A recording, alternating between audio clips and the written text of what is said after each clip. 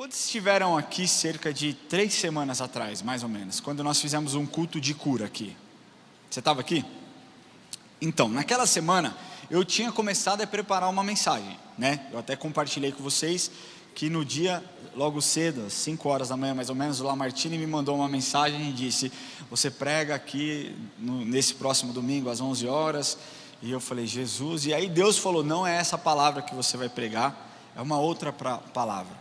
E a palavra que ele trouxe naquele domingo foi a respeito de cura. Nós falamos sobre a mulher do fluxo de sangue em 3 atmosferas, em 3 situações que ela foi curada, e foi grande o mover de Deus, amém? Vocês estavam aqui?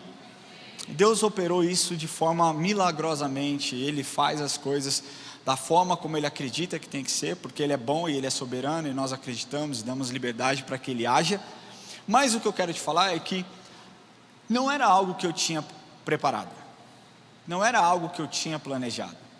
Simplesmente naquela manhã, ao acordar com a notícia de que eu pregaria, eu vim dirigindo no carro falando: Deus, me confirma qual é a mensagem que o Senhor quer que eu pregue. Porque no meu coração, na minha alma, existia uma inquietação sobre o que eu deveria pregar. A arte estava pronta da pregação do dia, estava tudo pronto, os slides prontos, e o Senhor simplesmente falou: não é essa, eu não quero que você pregue essa. Resumindo, por que eu estou falando isso? Porque se naquele momento eu não decidisse,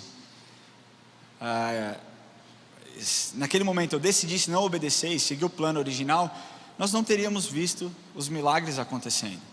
Relatos de pessoas que disseram: eu tinha câncer diagnosticado e Deus milagrosamente tirou de mim. Milagres de pessoas que há 6 anos vinham tentando ter filhos e não conseguiam, e após aquele momento onde Deus se manifestou, e que fique claro que foi Deus quem fez, após aquele momento um casal me procurou e falou, depois de 2 semanas me procurou e disse: nós tentávamos há 6 anos ter filhos, e naquele momento nós sentimos que Deus tinha feito algo, e hoje nós estamos aqui para testemunhar que a minha esposa está grávida. Deus faz.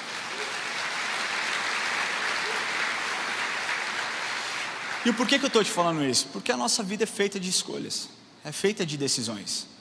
Naquele momento eu decidi obedecer a voz do Espírito. Eu quero te falar que todas as vezes que o Espírito soprar algo na sua vida, se você seguir, não tem jeito de você quebrar a cara, não tem jeito de dar ruim, porque Ele tem os planos perfeitos. Por mais malucos que pareçam muitas vezes, quando Ele decide, e quando você decide obedecer por Ele, as coisas acontecem. A nossa vida é feita de escolhas, é feita de decisões. Eu costumo dizer para o Enzo, meu filho: Enzo, boas decisões vão te gerar bons resultados, más decisões vão te gerar maus resultados. Você decidiu por estar aqui hoje. Alguém veio obrigado? Criança não vai levantar a mão. Mas alguém veio obrigado aqui? Alguém colocou uma arma na sua cabeça e disse: vá para a igreja agora? Você decidiu estar aqui. Da mesma forma que você tem compromisso com o seu trabalho, você decide acordar cedo. Você decide talvez tomar um banho para ir trabalhar. Você decide ir para a academia antes do seu trabalho ou depois do seu trabalho. Você decide, se você vai se arrumar para um encontro. A nossa vida é feita de escolhas. E tudo é feito na base de decisões. E quando eu falo sobre esse tema, você decide, agora eu vou pegar um monte de gente. Quantos aqui lembram de um programa que tinha chamado Você Decide? Olha essa imagem aqui. Agora olha essa daqui. Cadê? Tem a minha aí? Não tem? Vocês ramelaram. Mas eu perdoo. Nós fizemos uma brincadeira, colocamos a minha cara no lugar de Tony Ramos, até porque eu sou muito mais bonito que ele. Tenho menos pelo, diga-se de passagem. Mas automaticamente, quando nós falamos Você Decide, vem à sua mente esse programa que fez sucesso, amém? A Globo naquela época não era uma emissora do capeta. Não que eu...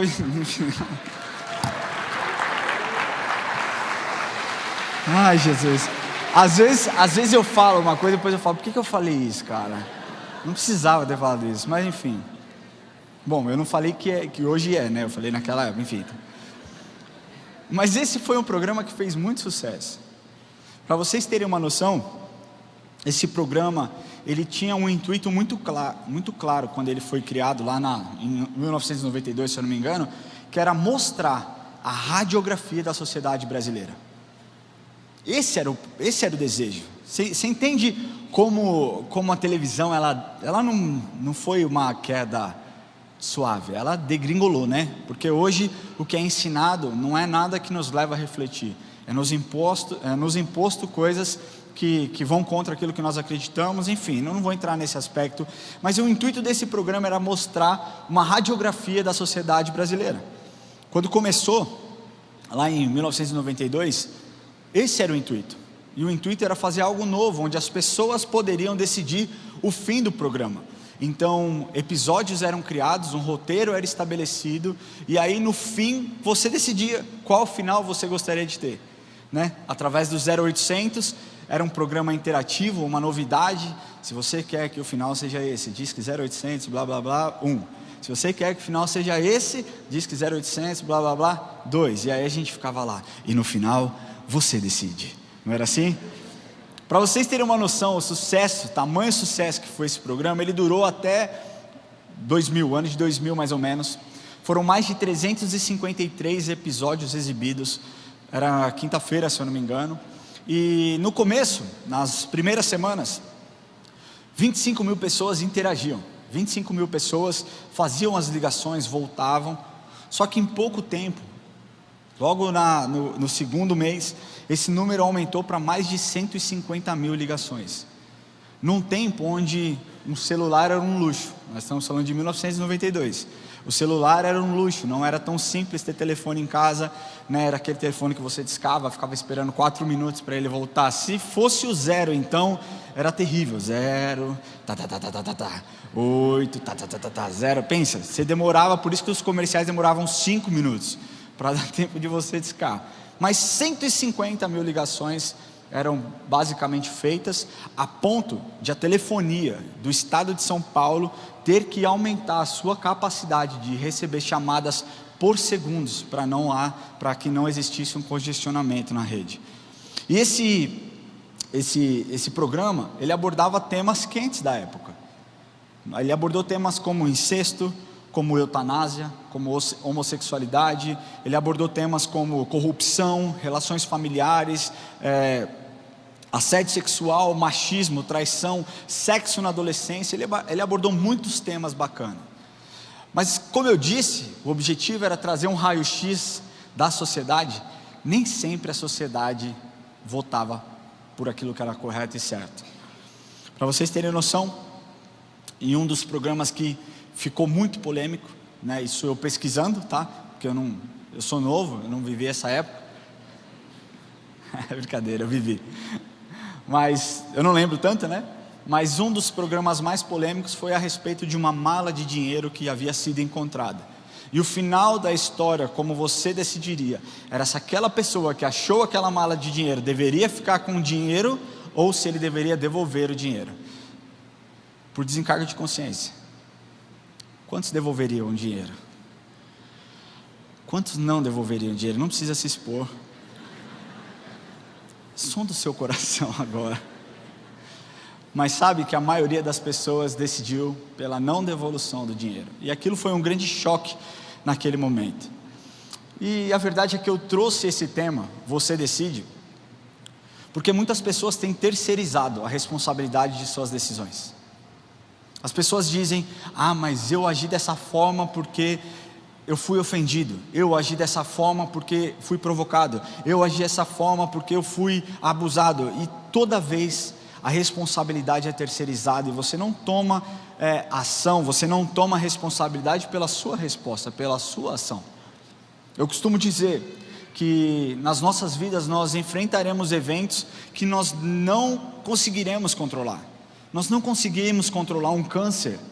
Você não escolhe ter câncer ou não, mas a forma como você responde a isso, se dedicando a essa cura, a esse tratamento, ou simplesmente abrindo mão desse tratamento, vai determinar o resultado. E essa é a verdade, porque a verdade é que decisão implica em escolhas de ação. Às vezes as suas escolhas não são fáceis, mas você precisa tomar, você precisa se decidir como você quer fazer. A decisão é uma escolha que afeta a sua vida e também afeta a vida de outras pessoas, de alguém com quem você está envolvido, de modo que você precisa de fato arcar com as suas escolhas, com a sua decisão. E a nossa vida, as decisões determinam o nosso fracasso ou o nosso sucesso, elas determinam o ganho, a perda, a vitória, a derrota, o enriquecimento ou o empobrecimento. Eu não estou falando simplesmente num aspecto financeiro, mas eu estou falando de um aspecto intelectual e emocional. Nós precisamos decidir de forma certa. Mas nós somos seres tricotômicos, corpo, alma e espírito, e a verdade é que não é possível decidir separar o espírito e tomar a decisão somente pelo corpo. Nós somos responsáveis pelo que nós nos alimentamos espiritualmente também. Nós somos responsáveis pelo tempo e dedicação que nós damos a Deus no nosso dia a dia. Nós somos responsáveis até mesmo por aceitar ou não a exortação de Cristo e o chamado de Cristo para as nossas vidas. E por que eu estou falando isso? Porque todo fim de culto nós fazemos um apelo aqui de salvação. E a verdade é que as pessoas precisam decidir. Se eu perguntar para você, olha só, pensa numa pessoa que está distante de Deus, que nunca tenha se encontrado com Deus, automaticamente você deseja no seu coração com que essa pessoa tenha um encontro verdadeiro com Cristo. Amém ou não? Você deseja ou não deseja? Quem aqui tem alguém que você esteja orando há um bom tempo pela conversão, pela salvação? Todo mundo tem. Automaticamente, se você pudesse decidir por essas pessoas, você já nem estaria mais orando, porque essas pessoas já estariam salvas, sim ou não? Mas a verdade é que essa decisão é uma decisão individual. Você não pode tomar por essas pessoas. Embora você possa interceder, embora você possa evangelizá-las, a decisão ela é individual. Sabe, muitas pessoas vêm à minha sala dizendo assim: se eu pudesse escolher, eu decidiria de forma diferente. Se eu pudesse mudar a minha opinião, eu poderia fazer isso. A verdade é que aquilo que nós fizemos no passado nos trouxe até o presente momento, mas o nosso futuro está nas mãos de Deus, se nós entregarmos o nosso caminho a Ele. Ele diz assim: entrega o teu caminho ao Senhor, confia nele, o mais Ele fará. Agora a verdade é que as pessoas não querem muitas vezes entregar o seu caminho ao Senhor. Por quê? Porque não entendem a necessidade, a urgência desse ato. Existem pessoas que, por conta de más testemunhos e má influência, acreditam que nem precisam entregar o seu coração para Jesus. Eu conheço uma pessoa, um amigo, que ele tem muito princípio. Se você olha, se você conversa, você fala: esse cara é um cristão, esse cara é um crente de verdade, mas ele não entregou o coração para Jesus. Mas os valores que ele carrega são valores de pessoas que quem conhece a Deus. E por que eu estou te falando isso? Porque você pode até ter um princípio, um caráter excelente. Você pode ser uma pessoa honesta, você pode ser uma pessoa humilde, você pode ser uma pessoa incrível. Você até pode ter sido batizado na sua infância. Os seus pais podem ter sido pessoas leais ao ministério, leais ao Senhor, servido com tanta paixão. Mas se você não optar por essa decisão de forma individual, não é com base na história dos seus pais ou de outras pessoas que vocês vão ser salvos. Sabe qual que tem sido a minha oração para o Enzo, meu filho mais velho, esse ano? É para que ele tenha um encontro com Deus, e que ele se relacione com Deus não através da minha experiência, não através da experiência da mãe dele, não através da experiência dos avós dele, mas que Deus encontre o coração dele, e que ele tenha a sua própria experiência. Sabe por que eu estou te falando isso? Porque durante muito tempo, na minha adolescência, eu me relacionei com Deus através da experiência de outras pessoas, e eu olhava a manifestação de Deus, a manifestação da glória de Deus, a manifestação da presença, e eu ia só na hype, ia só na onda. E eu olho hoje, eu perdi tanto tempo olhando os outros, admirando aquilo que os outros tinham, admirando a comunhão que eles tinham com Deus. Eu perdi tanto tempo olhando isso, que eu deixei de viver muitas coisas com Deus. E pior do que isso, eu me machuquei muitas pessoas que viviam ao meu lado. Nós precisamos decidir. Nós precisamos decidir como nós queremos o nosso relacionamento com Deus. Por que eu estou te falando isso? Porque existe um versículo, uma passagem no livro de Apocalipse, quando o apóstolo João escreve, ele tem a visão de Jesus Cristo naquele lugar. E o capítulo 3 é sempre uma carta de exortação às igrejas. Mas a partir do versículo, se eu não me engano, 16, ele direciona para a igreja de Laodiceia. E ele começa a contar sobre a igreja de Laodiceia, que é uma igreja que você já conhece, que ele diz: eu conheço as suas obras, eu sei que você não é nem quente nem frio, eu sei que você é morno, eu sei que você acha que você tem tudo, você diz: eu sou bom, eu sou o suficiente. Mas Jesus exorta e fala: mal sabe você que é pobre, nu, cego e pecador. Mas ele continua dizendo, Jesus, a partir do versículo 20 do livro de Apocalipse, capítulo 3: eis que estou à porta e bato. Se alguém ouvir a minha voz e abrir a porta, entrarei em sua casa e cearei com ele e ele comigo. Hoje Jesus está aqui batendo na sua porta. A decisão de abrir, ela é sua. Ela é única e exclusivamente sua. Mas para que você tome uma sábia decisão, eu quero te apresentar 3 ações que você tem que ter. A primeira ação que você tem que ter para tomar uma sábia decisão é ter entendimento. E a primeira coisa que eu quero perguntar para você: entendimento do quê? De quem está batendo na porta. Quem está batendo na porta? Quem está batendo na porta? Cristo está batendo na porta.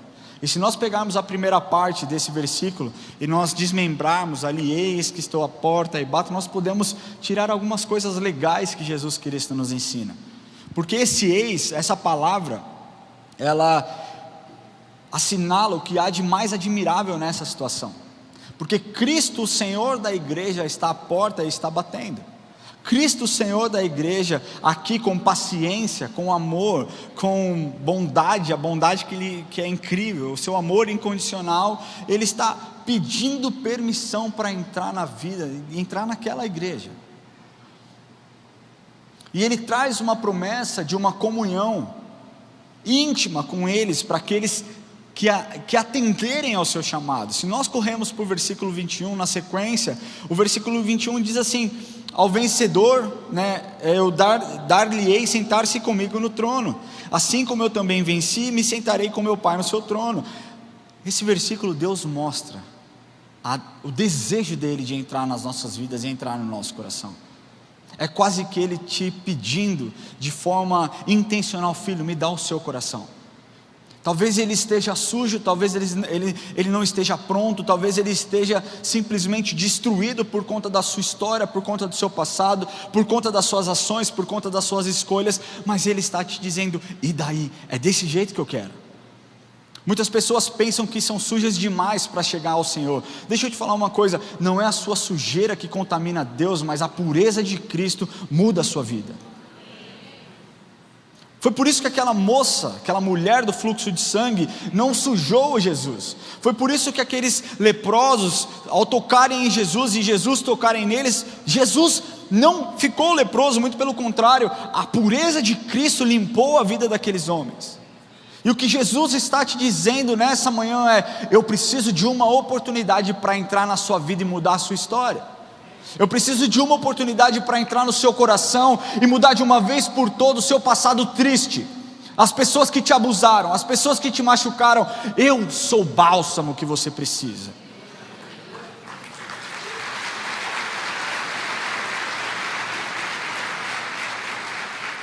Ele é o Senhor da eternidade.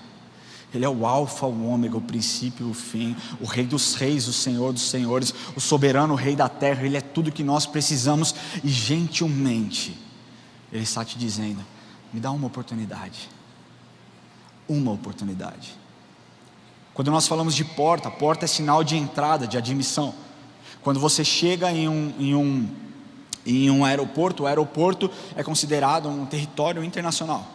Mas a partir do momento que você cruza uma determinada porta, a partir daquela determinada linha, você não mais está em solo internacional, mas você está sob júdice, sei lá se é assim que eu posso chamar, mas sob o comando e os cuidados de uma autoridade daquele país.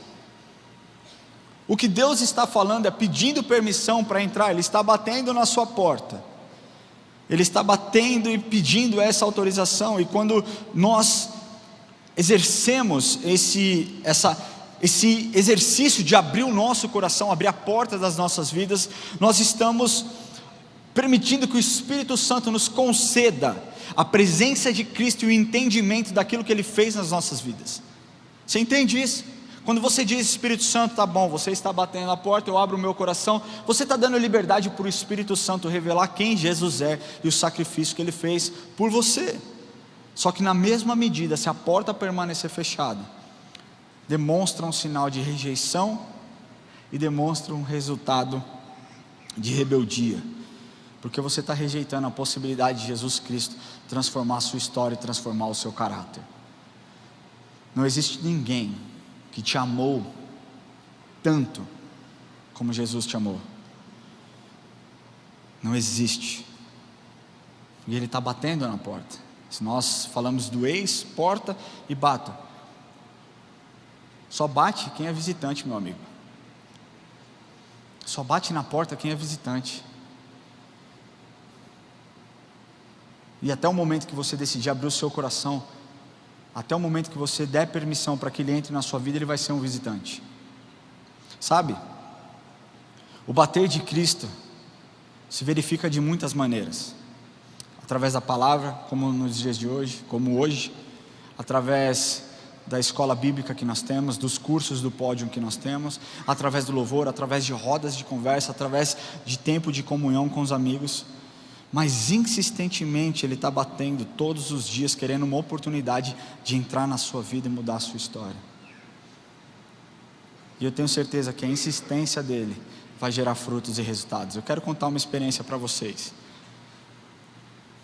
Meu pai tem uma empresa, e a empresa do meu pai foi fundada em 1998, e eu não sei exatamente se no primeiro ano, eu acredito que no primeiro ano. A empresa era pequena, ali no bairro do Limão. Alguém da Zona Norte aí? Dá um grito aí, Zona Norte. Ai, vocês estão xoxos, velho. Tudo bem, vocês estão com vergonha? Fica com vergonha, enfim. E aí a empresa do meu pai ficava ali. E logo que ele abriu a empresa, tinha um rapaz chamado José Maria Mendes Sobral. Eu tenho muito carinho por ele, que eu aprendi muito com esse cara. E eu guardo um carinho especial no meu coração por ele até os dias de hoje. Sempre quando eu vou a essa empresa, eu vou conversar um pouquinho, ele está lá, ele me dá um abraço.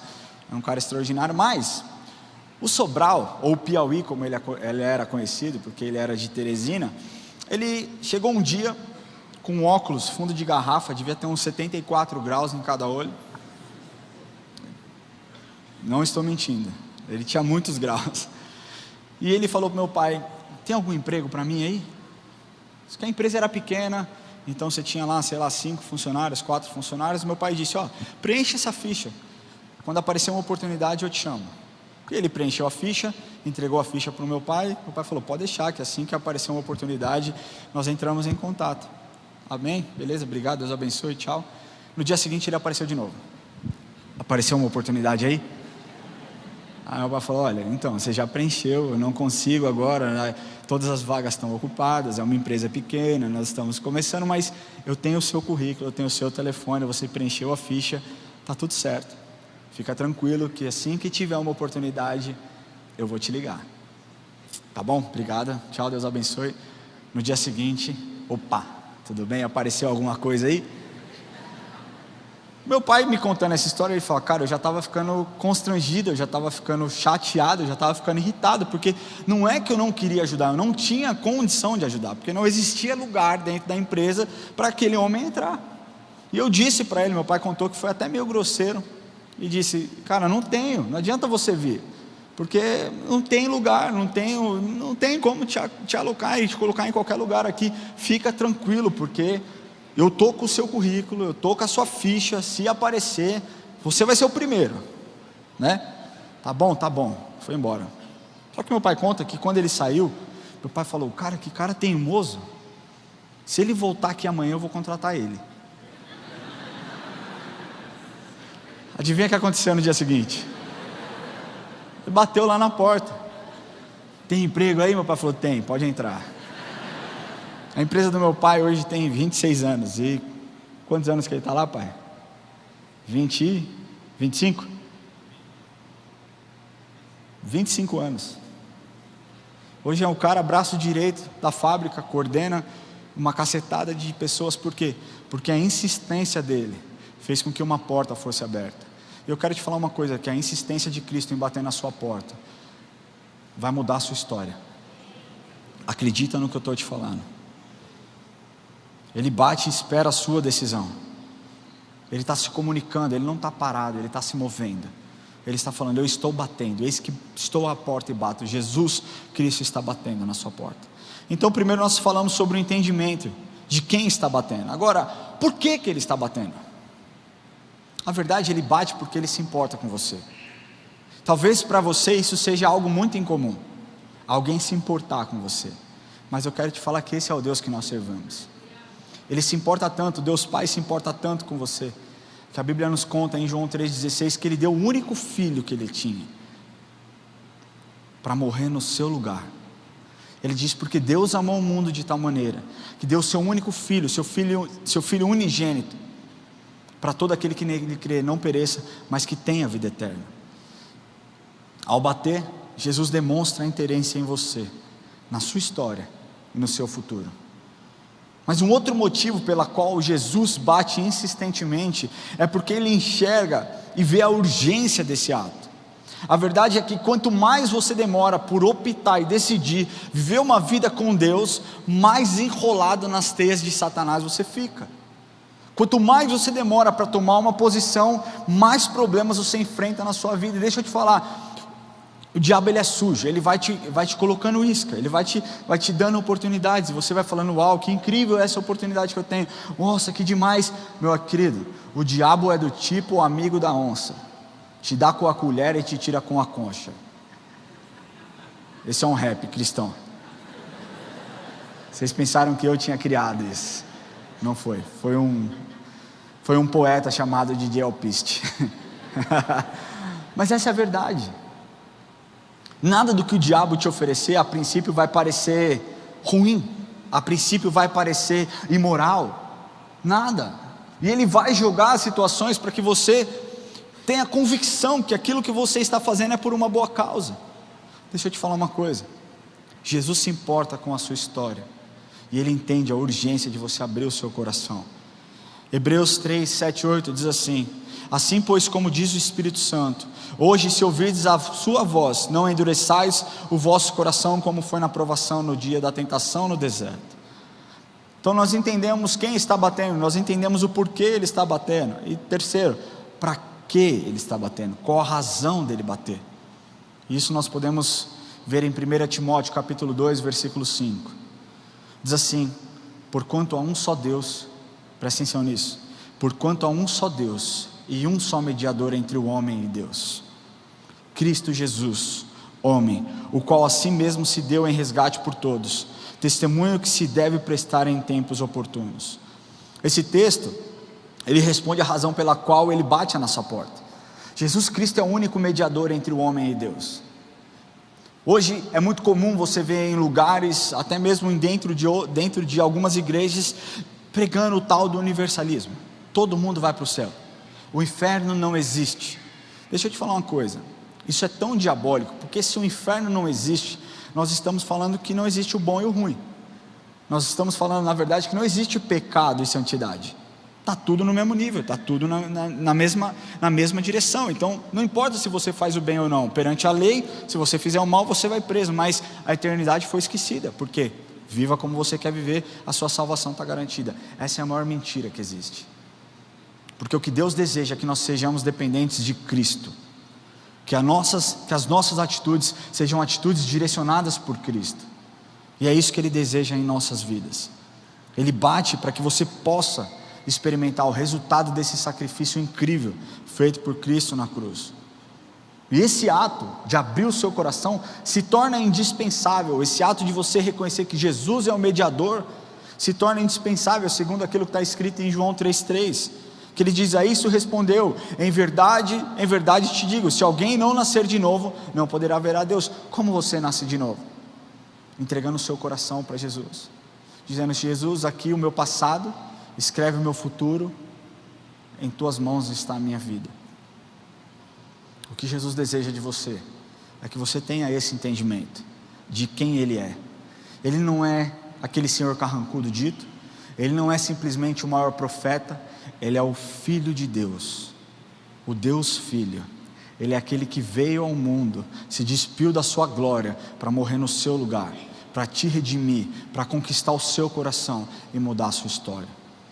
Mas a segunda ação que você precisa tomar é a atitude, porque não adianta você somente ter um entendimento. Seu entendimento sem uma atitude correta não vai gerar resultado nenhum. Você quer um exemplo disso? A religiosidade é algo cultural no Brasil, amém? Sim ou não? Sim. Você ouve da boca de pessoas que, cara, nem vida com Deus tem, do tipo, se Deus quiser vai dar certo, fé em Deus, né? Frases do tipo, Deus me livre, vai ser que lá, Deus me livre, né? Outras frases do tipo, vai com Deus. Nós brasileiros majoritariamente acreditamos em Deus. Uma pesquisa realizada e divulgada pela BBC, chamada Global Religion, mostrou que, isso foi uma pesquisa encomendada pelo Instituto Ipsos no ano de 2023, ela indica que 9 a cada 10 brasileiros acreditam em Deus.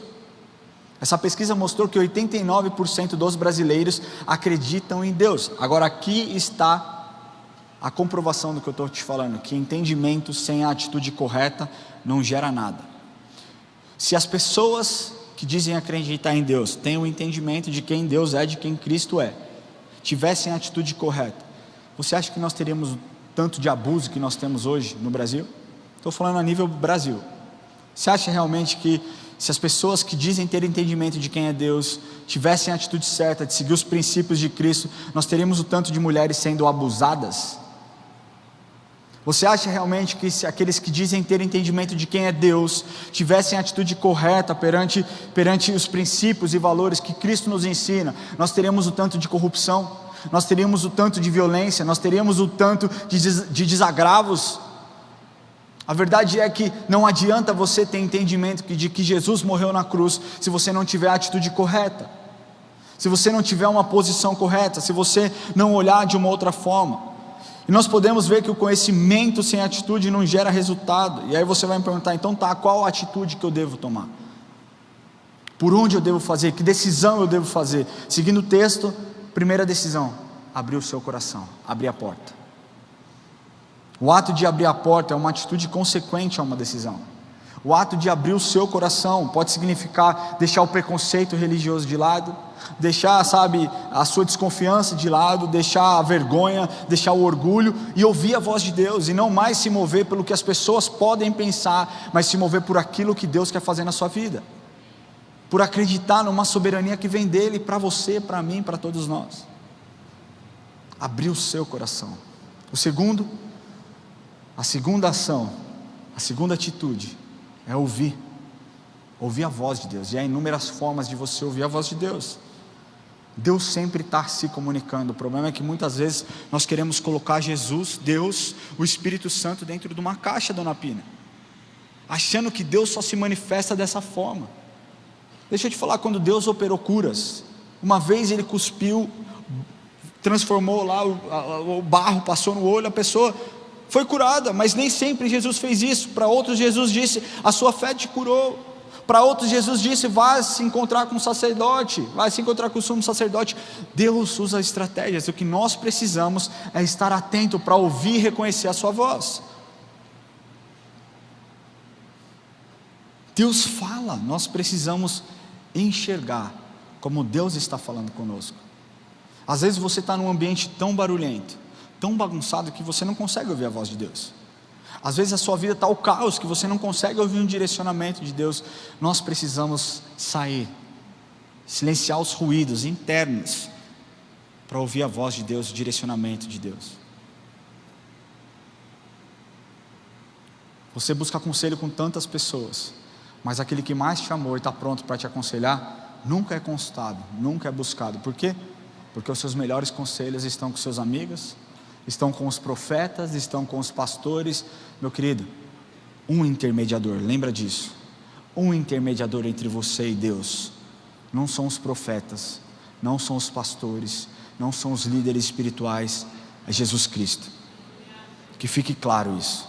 Toda vez que alguém quiser colar em você para te gerar uma dependência espiritual, foge. Sai de perto. A sua dependência tem que estar na presença de Cristo, amém? E a terceira ação que você tem que ter, a terceira atitude que você tem que ter, é obedecer. E obedecer não é algo tão comum, não é algo tão ensinável dentro das igrejas, sabe por quê? Porque obedecer implica em você abrir mão das suas vontades e fazer a vontade do Pai. Logicamente, quando nós falamos em obediência, nós temos que falar sobre santidade, nós temos que falar sobre, sabe, você matar a sua carne e seguir o direcionamento de Cristo. Isso não é popular, isso não causa engajamento, isso não confronta, aliás, isso não conforta, confronta. Mas eu quero dar um exemplo de obediência em um outro nível, que é o que eu acho que nós cristãos precisamos, obediência em um outro nível. Deixa eu te falar uma coisa, quantos já aceitaram Jesus como seu Senhor e Salvador? Então deixa eu te falar, a expectativa de Deus sobre a sua vida é completamente diferente sobre a expectativa que Ele tem daqueles que não conheceram Deus. O que Deus espera é que você obedeça, que você não questione. E eu vou te dar um exemplo de como a obediência tomou um outro significado para mim quando eu morei nos Estados Unidos. Quando eu morei nos Estados Unidos, 85% das pessoas que estudaram comigo no meu primeiro ano de inglês eram árabes. E aquele povo, eu confesso para você que a gente, pelas notícias que nós ouvimos, pelas coisas que são divulgadas, a impressão que nós temos daquele povo é algo muito ruim, é uma impressão muito ruim. Até que eu conheci aquelas pessoas, homens amáveis, incríveis. Cara, como mudou o meu coração com relação aos árabes. Quanto amor eu tinha por aqueles caras. E eles eram muito da zoeira, muito da bagunça. Quando eles falam, quem aqui é descendente de árabe? Não é verdade? Quando está conversando, você não sabe se está conversando, se está brigando, o que está acontecendo. E eu ficava olhando e eles falavam, a gente vai orar, vamos? Eu falava, vamos. E eu ficava no meu cantinho, vendo a oração deles, vendo a devoção que eles tinham.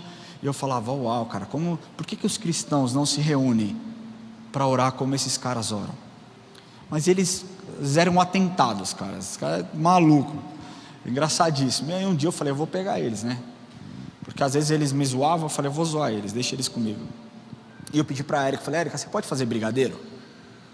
Ela, para quê? Eu falei, não, porque eu quero levar para eles, tal, para eles experimentarem.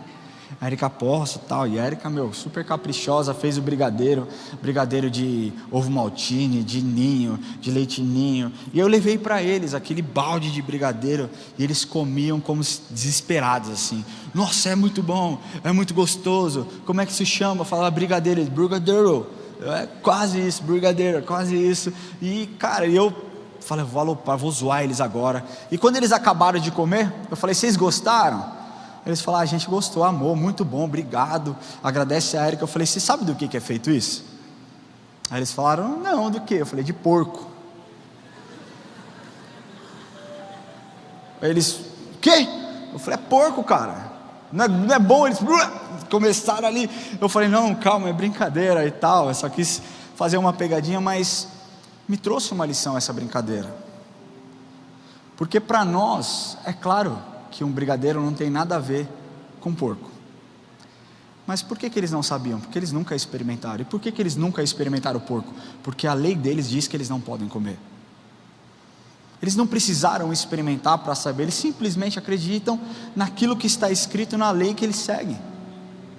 Agora dentro da igreja tem tanta gente que pega a Bíblia, olha os mandamentos, olha aquilo que Jesus nos deixou e começa a relativizar, começa a questionar. Cara, muitas igrejas estão fazendo um desserviço para o Evangelho, colocando a Bíblia em descrédito, colocando as palavras de Deus, sabe? Não, nós precisamos ressignificar. Não, você precisa mudar a sua mente, você não precisa ressignificar aquilo que Jesus disse.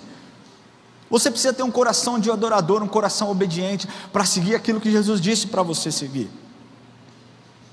A moral dessa história é que eles não precisavam experimentar. A única coisa que eles fazem é obedecer. Então se o Alcorão diz que eles não devem tomar bebida alcoólica, eles não bebem. Por quê? Porque o Alcorão diz. Por que nós questionamos tanto a Bíblia, cara? Por que nós colocamos tantas dúvidas naquilo que a palavra de Deus diz? Deixa eu te falar uma coisa, a Bíblia foi escrita por homens, mas 100% inspiração divina. Cada palavra que consta ali foi Deus quem colocou. 66 autores diferentes, 66 livros diferentes, mais de 40 autores diferentes. A Bíblia é o nosso manual de conduta. E a obediência é a marca daqueles que amam a Deus, daqueles que dizem amar a Deus. É essa marca que você precisa demonstrar. Jesus não te pediu dinheiro.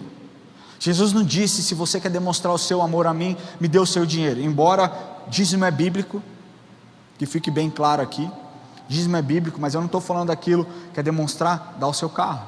Quer demonstrar amor ao Senhor, dá a sua casa. Não, Jesus nunca te pediu isso. Jesus nunca te pediu: sacrifique os seus filhos, sacrifique o seu casamento. O que Jesus disse: se você quer demonstrar o seu amor, me obedeça. João 14, 21, aquele que tem os meus mandamentos e os guarda, esse é o que me ama. E aquele que me ama será amado por meu Pai, e eu também o amarei e me manifestarei a Ele. Essa é a maior prova que você tem que dar a Deus, a sua obediência. E você não obedece porque você sente, você obedece porque Ele mandou você obedecer. Você não ama porque você sentiu, você ama porque Ele mandou você amar os seus inimigos.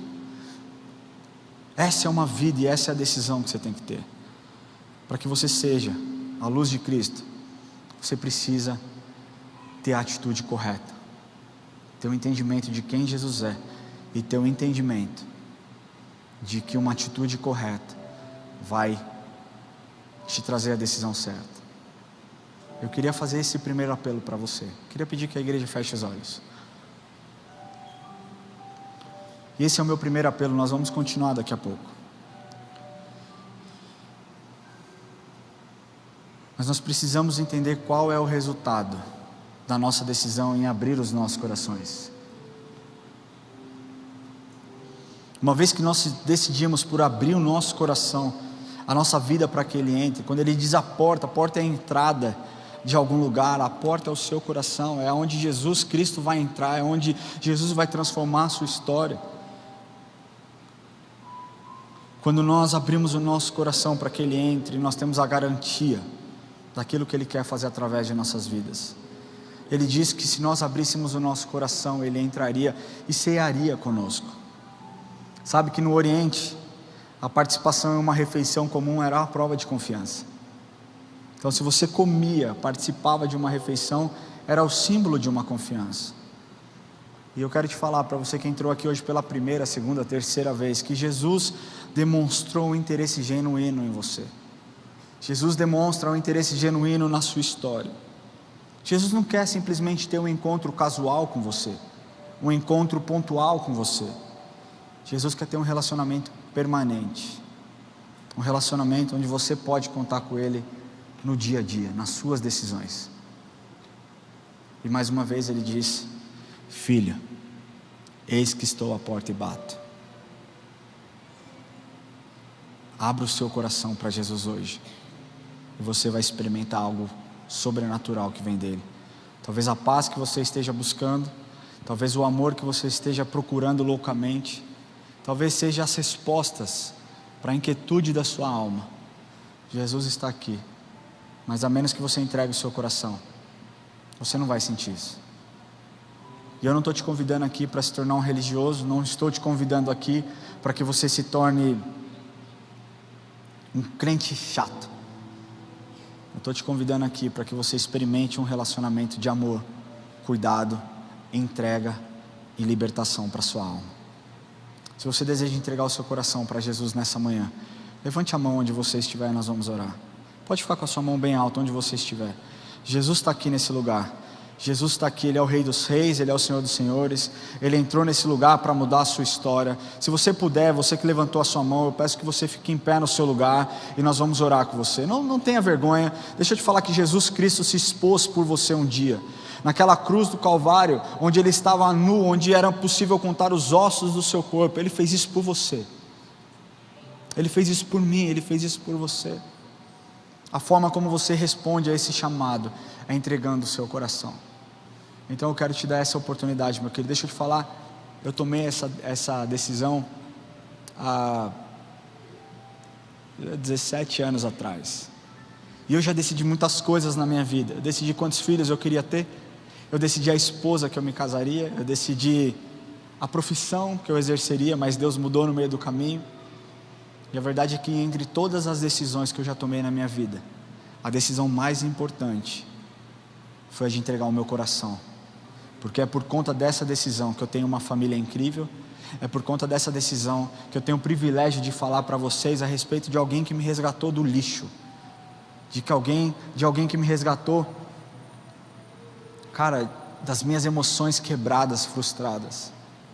Jesus está aqui nessa manhã para encontrar o seu coração. Para você que deseja entregar o seu coração para Jesus, eu peço que você venha aqui à frente e nós vamos orar com você. Será que você pode sair do seu lugar, vir aqui à frente? Não tenha vergonha, nós não vamos pedir nada, nós simplesmente queremos orar com você. Saia do seu lugar, venha aqui à frente, nós vamos orar junto. Se você deseja fazer essa oração também, se você está nos assistindo online e deseja fazer essa oração, vai aparecer um QR Code na sua tela e você pode repetir essa oração e depois disso escanear esse QR Code para que nós possamos entrar em contato. Deixa eu te falar, se você não tem coragem, talvez você tenha sentido uma inquietação no seu coração, mas não está com tanta coragem, pega na mão de alguém que você conhece, de alguém que te trouxe, peça para essa pessoa te trazer aqui à frente. Sabe, o problema é que Jesus está batendo e a gente tem dito para Deus todos os dias, volta outro dia, hoje não dá. Hoje eu preciso consumir o meu pecado, hoje eu preciso consertar algumas coisas antes de me encontrar com o Senhor. Não, o que Deus te diz nessa manhã é, vem do jeito que você está, porque você sozinho não vai conseguir consertar os seus problemas, mas eu contigo, eu sou maioria. Quando você tem o Espírito dentro de você, quando você tem Jesus atuando ao seu lado, eu quero te falar que a palavra de Deus nos ensina que maior é aquele que está em nós do que aquele que está no mundo. Você pode estar enfrentando dificuldades severas, mas com Cristo no barco, tudo vai bem. Com Cristo no seu barco, tudo vai muito bem. Então essa é a última oportunidade que eu quero te dar essa manhã. Se você deseja entregar o seu coração, saia do seu lugar, se junte a nós aqui e nós vamos orar junto. Amém? Amém, glória a Deus. Quero pedir que você coloque a mão no seu coração e que você responda comigo essa oração. Repita comigo: Senhor Jesus, hoje eu entrego o meu coração em tuas mãos. Jesus, eu abro a porta da minha vida para que o Senhor entre e transforme as minhas atitudes, transforme as minhas ações, que o Senhor escreva o meu nome no livro da vida. Me ajuda, Jesus, nas minhas dificuldades, as decisões que eu preciso tomar, mas que essa decisão de entregar o meu coração seja a decisão mais importante da minha vida. Senhor Deus, nós te agradecemos por essa decisão, por essas decisões. Nós consagramos ao Senhor o coração de cada um dos teus filhos e pedimos, Pai, que o Senhor venha visitá-los, que o Senhor guarde-os, que o Senhor os livre de todo mal, que o Senhor coloque os teus anjos ao redor deles, os livrando e os protegendo. Deus, que a presença deles em lugares mude o ambiente, porque a partir de hoje eles carregam a essência de Cristo. Eu os abençoo e declaro paz sobre as suas casas, paz sobre os seus corações, em nome de Jesus. Amém? Eu queria pedir que vocês seguissem a equipe de consolidação para o lado de cá. Nós vamos orar com vocês de forma individual, nós não vamos pedir nada, simplesmente queremos orar com vocês e saber como nós, como igreja, podemos servi-los. Amém? Por favor, siga os diáconos, eu quero continuar a palavra com vocês. Porque nós falamos a respeito de entendimento e atitude. Aqui eles tiveram entendimento e tomaram a atitude certa. Mas isso aqui não é o final, é o começo de uma vida. Muitas pessoas acham que só pelo fato de um dia terem entregue o seu coração para Jesus, elas não precisam fazer mais nada. E é aí que mora o grande perigo, e é aí que está o grande erro. Porque uma terceira ação sábia, uma terceira atitude sábia, uma terceira decisão sábia que você precisa ter na sua vida é se comprometer. O comprometimento. Depois de ter um entendimento, nós precisamos entender que um compromisso foi firmado. Hoje, os compromissos são quebrados, né? Eu lembro, já da minha geração, já não é tanto assim, mas o fio do bigode. Antigamente, né, dona Pina? Eu creio que o seu Oswaldo viveu muito isso. Somente apertar a mão já valia mais do que qualquer contrato assinado. Hoje as pessoas não respeitam nem mais contratos. Já se dizem que contratos são feitos para serem quebrados. Prova disso é como o nosso mundo tem caminhado, para onde as pessoas têm ido, por conta de decisões erradas, empresas fechando, casamentos acabando, porque não se dão conta do teor e a seriedade de um compromisso feito. Ser um cristão, meu querido, requer um nível muito alto de comprometimento. Eu quero que você repita isso comigo para que isso entre na sua mente. Ser um cristão requer um nível alto de comprometimento. Não só um comprometimento meu, como pastor, do pastor José Luiz, do pastor Daniel, de todos aqueles que um dia confessaram Jesus como seu Senhor e Salvador. Tudo aquilo que você faz ou deixa de fazer um dia, você vai prestar conta. Mas hoje eu quero te ajudar a entender que compromisso de verdade, compromisso que nós aprendemos, nós precisamos aplicar com Deus. O primeiro compromisso que nós temos que ter, o primeiro comprometimento que nós temos que ter é um comprometimento com Deus, é um compromisso com Deus. Colossenses 3:23 diz assim: tudo quanto fizerdes, fazei-o de todo o coração, como para o Senhor e não para homens. Nosso compromisso pessoal primeiramente deve ser com Deus. Quando nós assumimos esse compromisso perante Deus, nós entendemos que Deus é a fonte de toda a bênção, Deus é a fonte de toda a paz, Deus é a fonte de toda a provisão. Meu irmão, deixa eu te falar uma coisa, a gente está cansado, muitas vezes eu vejo cristãos cansados de tanto entendimento da palavra de Deus, mas pouca atitude, pouco compromisso com o evangelho de verdade. Você não tem compromisso com a EA Church, você não tem obrigação de ter compromisso com essa casa, você não tem obrigação de ter compromisso com algum ministério daqui. Na verdade até tem, porque se você deu a sua palavra, faça o que você se propôs a fazer, mas o seu compromisso maior é com Deus. Quando ele diz buscai pois o reino de Deus em primeiro lugar e a sua justiça, e todas as demais coisas vos serão acrescentadas, nesse ponto nós estamos demonstrando que a prioridade das nossas vidas é Deus, e quando nós priorizamos a Deus, Ele acrescenta as coisas em nossas vidas. Quando nós assumimos um compromisso pessoal e colocamos diante de Deus, firmes em nosso propósito, eu quero te falar que Ele nos conduz em atitudes proativas e resultados que mudam o mundo espiritual e o mundo físico também. Se comprometa com o evangelho. Uma vida de compromisso pessoal diante de Deus requer engajamento nas decisões que você vai tomar. Assuma as responsabilidades, toma as obrigações que Ele colocou em suas mãos e faça a diferença. O primeiro compromisso que você tem que ter é com Deus, e um compromisso de verdade. Segundo compromisso, com a palavra. Segundo compromisso, com a palavra de Deus. Não é possível você ter compromisso com Deus sem conhecer e se apropriar de sua palavra. A verdade é que uma vida bem sucedida exige que nós comprometamos totalmente a nossa relação com Ele, os princípios, os valores, tudo aquilo que está inserido no mandamento de Deus. O compromisso com a palavra de Deus é muito mais do que você falar assim: eu sei. Eu tive essa semana aqui com o dono do Holy Burger. Holy Burger é uma hamburgueria incrível, e ele disse: Ramon, deixa eu te falar uma coisa, eu faço um trabalho na Cracolândia e é impressionante, aqueles caras sabem muito de Bíblia, aquelas pessoas têm muito de Bíblia, mas o que falta para eles é um compromisso com a verdade, por conta de situações, por conta de uma dependência, mas eles conhecem, eles sabem.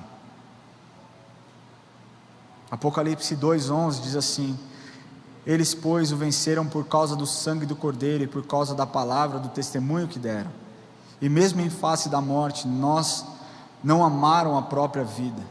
2 Pedro 1, versículo 3 e 4 diz assim: visto como pelo seu divino poder nos têm sido doadas todas as coisas que conduzem à vida e à piedade, pelo conhecimento completo daqueles que nos chamou para a sua própria glória e virtude, pelas quais nos têm sido doadas as suas preciosas e muito grandes promessas, para que por elas vos torneis coparticipantes da natureza divina, livrando-vos da corrupção das paixões que há pelo mundo. Nós precisamos destacar aqui o comprometimento com a palavra e o zelo com a palavra. Você sabe o que significa zelo? Zelo significa cuidado, zelo significa amor, zelo significa carinho. Você precisa ser um defensor contumaz daquilo que Deus nos ensina, da palavra de Deus. Quando as pessoas tentarem gerar descrédito, se posicione, fale com amor, mas fale com autoridade. Agora você só consegue defender se você ler, você só consegue se posicionar se você tiver conhecimento. A salvação não é o fim da sua vida não, meu amigo. A salvação é algo, uma decisão que você tomou agora, visando o futuro, a eternidade. Mas até chegarmos lá, nós temos muito trabalho a fazer. E o terceiro comprometimento que nós temos que ter é o compromisso com a palavra de Deus. É verdade, compromisso com a presença de Deus. Sabe, eu sou casado há quase 14 anos. E o meu compromisso junto à minha esposa foi firmado no dia 1º/5 do ano de 2010. E foi a decisão linda que eu tomei. Naquele compromisso firmado, nós nos tornamos um. Eu sou dela, ela é minha, nós nos tornamos um só. E eu prometi muitas coisas para a Érica naquela noite. Eu prometi que eu seria o homem mais amoroso. Eu prometi que eu seria a melhor versão de mim mesmo, para que ela pudesse usufruir do meu cuidado, pudesse usufruir da minha proteção. Eu prometi que eu seria o homem que Deus esperasse que eu fosse, para empoderá-la, para encorajá-la, sendo leal. E nesses 14 anos, nós tivemos brigas. É normal, ninguém tem uma vida 100% perfeita.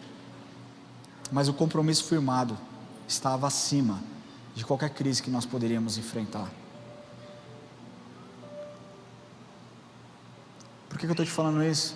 Porque eu não esqueço do compromisso que eu firmei há 14 anos atrás. Talvez você não esqueça também do compromisso que você firmou junto à sua esposa, do compromisso que você firmou junto à sua noiva, junto à sua namorada. Mas a verdade é que muitas vezes nós esquecemos o compromisso que nós assumimos com Deus, assumimos com a presença dEle. Uma vez que Jesus está dentro da sua vida, o Espírito Santo está dentro da sua vida, onde você for, Ele está com você. Você já parou para pensar que quando você entra para esses lugares que você não deve entrar, quando você tem conversas que você não deveria ter, quando você tem atitudes que você não deveria ter, o Espírito Santo está lá? Você já parou para pensar nisso?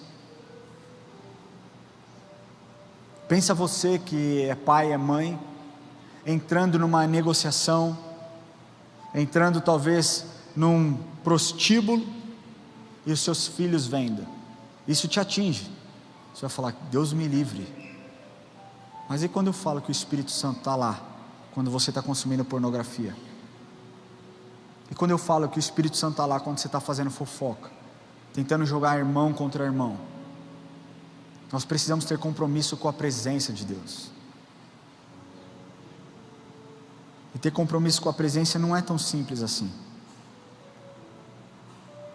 Não é tão simples porque não é somente aos domingos que você firma esse compromisso. Não é somente quando você vem aos cultos que você firma esse compromisso. Então, como eu firmo esse compromisso com a presença de Deus? Eu quero dar um exemplo para vocês de um homem. Eu faço devocional com os meus filhos, ou eu, ou a Érica, todos os dias.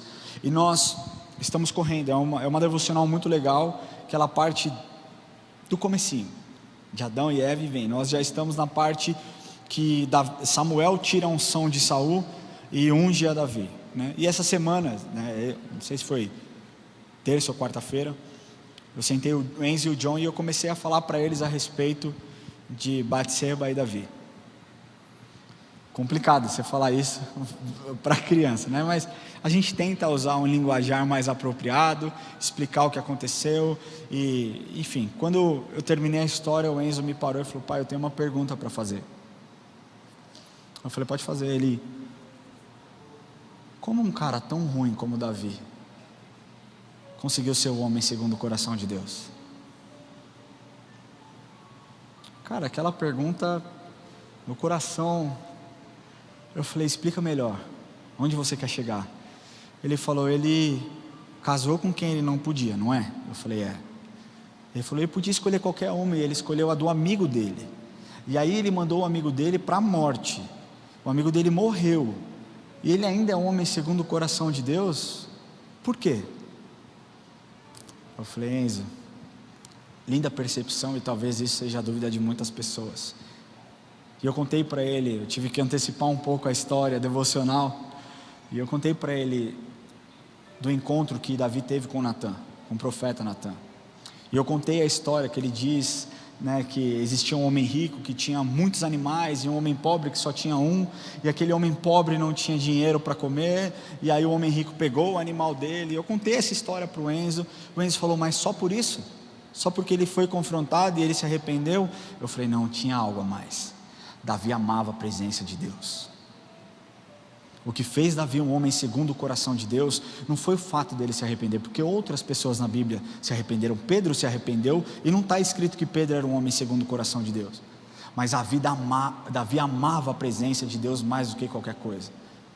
Os rabinos acreditam que ao invés de 3 vezes ao dia, Davi ia ter com Deus 7 vezes ao dia.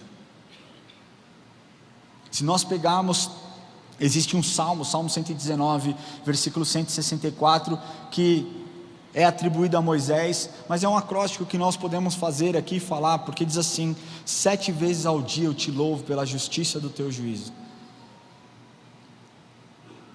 Davi amava a presença de Deus mais do que qualquer coisa.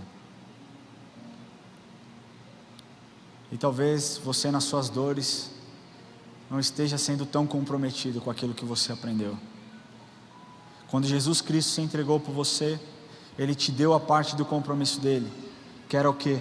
Um amor incondicional, uma proteção sobrenatural, um cuidado absurdo, libertação, cura, transformação. Essa é a parte dele, mas a sua parte é o compromisso que você precisa afirmar junto a ele, dizendo: a minha parte eu vou fazer.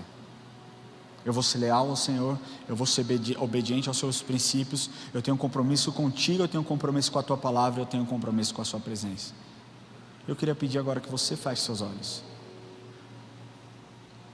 e que você se analise, porque essa também não é uma decisão que eu posso fazer por você.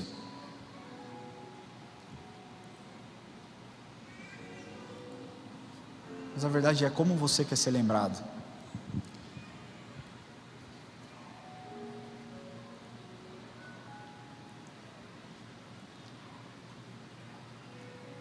Jesus tem um plano lindo e extraordinário na sua vida, mas o que Ele deseja para que esse plano seja executado na sua perfeição é que você assuma o compromisso que você teve perante Ele. Não se omita, não se esconda. Você precisa se expor diante das portas que Ele abre na sua vida. Você precisa se posicionar quando as coisas parecem não acontecer e não caminham em direção aos princípios e valores de Cristo sobre você. Jesus está aqui nesse lugar hoje, dizendo: eu bati uma vez, você abriu, eu nunca saí, mas você me abandonou. Você me abandonou quando eu digo para você não fazer algo e você dá ouvido aos seus amigos, dá ouvido à sua esposa, dá ouvido ao seu marido e não ouve aquilo que eu tenho soprado no seu ouvido. Você me abandonou quando eu digo para você se sacrificar pelo seu irmão que está perdido, e você é tão egoísta que olha para o seu próprio umbigo e não consegue ver a necessidade do próximo. Jesus nunca te abandonou, mas a verdade é que está cheio de crente que virou as costas para Jesus e só busca Ele em momentos de dificuldade e em momentos de dores. Eu ficaria muito ofendido se o meu filho, um dos meus filhos, só me buscassem para pedir, só me buscassem para falar: pai, me dá isso, pai, me dá aquilo. Pai, me dá isso, Pai, faz isso por mim. O que eu quero dos meus filhos é amor, e o que Deus quer de você é o seu coração por completo. Ele não divide a glória dele com ninguém, Ele não quer o seu coração parcial, Ele quer a sua vida por inteira. Nós precisamos parar de brincar de ser cristãos, nós precisamos ser cristãos de verdade, com compromisso com a presença dele em nossas vidas. Eu queria pedir que você levante do seu lugar um pouquinho.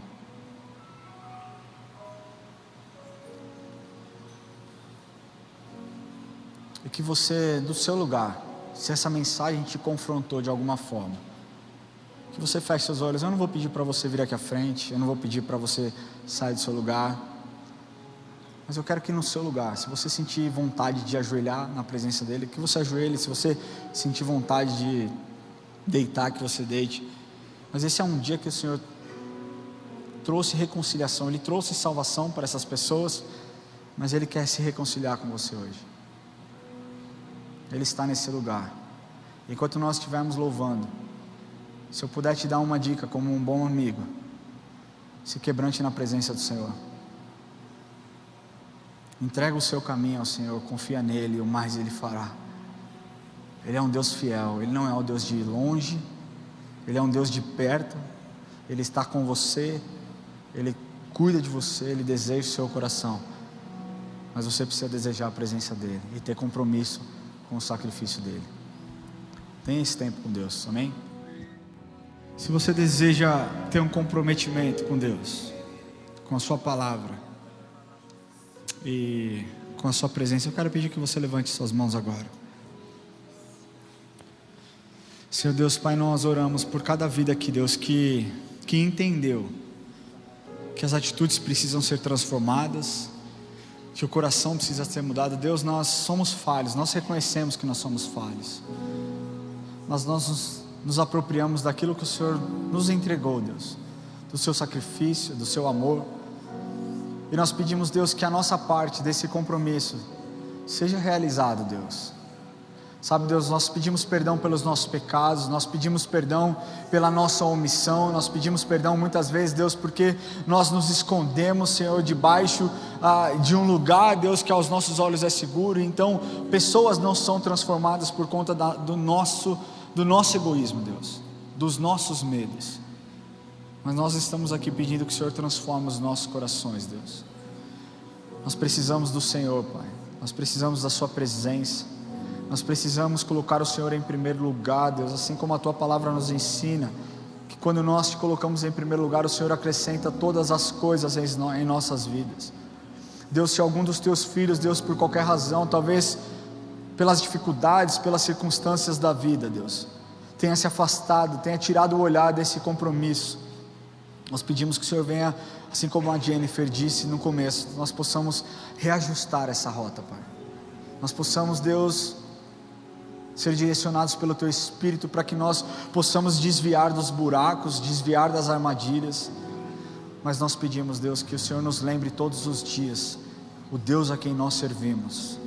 O Senhor não é um Deus fraco, o Senhor é um Deus forte, o Senhor é um Deus que faz milagres, o Senhor é um Deus que opera o impossível, e é nesse Deus que nós nos apegamos, e é esse Deus a quem nós queremos servir. Que nós sejamos totalmente devotos ao Senhor, Deus, que o nosso coração, que a nossa vida seja uma vida de devoção ao Senhor, Pai, para que então as pessoas possam ver a sua glória se manifestando através da nossa vida, que nós sejamos testemunhas fiéis da sua bondade e do seu amor, Pai. Que essa palavra ecoe nos nossos corações, e que sempre quando Satanás tentar jogar alguma coisa na nossa mente, que nós possamos lembrar a quem nós pertencemos, que o compromisso firmado não seja em vão, Pai. Nós te agradecemos por esse culto, nós te agradecemos pelas salvações, nós te agradecemos pelas reconciliações que houve nesse lugar, e ao Senhor nós damos toda a honra, toda a glória e todo o louvor. Pedimos que o Senhor os leve em segurança, que o Senhor os leve para casa, que a semana seja uma semana de vitória e abençoada, e é no seu nome que nós oramos. Pai nosso que estais no céu, santificado seja o teu nome, venha a nós o teu reino, seja feita a tua vontade, assim na terra como no céu. O pão nosso de cada dia nos dai hoje, e perdoai as nossas dívidas, assim como nós perdoamos aos nossos devedores, e não nos deixes cair em tentação, mas livra-nos do mal, pois teu é o reino, o poder e a glória para sempre. Amém. Que Deus te abençoe, que você tenha um domingo de vitória, amém?